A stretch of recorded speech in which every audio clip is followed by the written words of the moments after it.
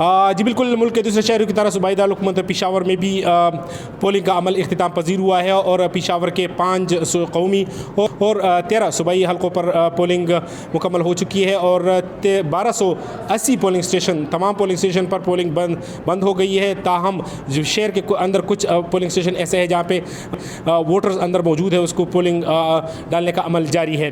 Polling मुकम्मल होने के बाद गिनती का अमल भी शुरू हो चुका है। इस वक्त हम NA28 PK 81 के polling station Jabal government primary school military farm में मौजूद हैं, जहाँ पे जो गैर सरकारी नताइज का भी आ चुके हैं। यहाँ पे इस पोलिंग स्टेशन में कुल रजिस्टर्ड वोटर की तादाद 630 थी, जिसमें 239 कुल वोट पोल हो चुके हैं, जिसमें आज़ाद उम्मीदवार ने कामयाबी हासिल की है, जबकि इसके मुकाबले में जो PPP के नूर आलम खान है उसने 20 वोट हासिल किए हैं, जबकि ANP के उम्मीदवार ने 2 वोट हासिल किए हैं।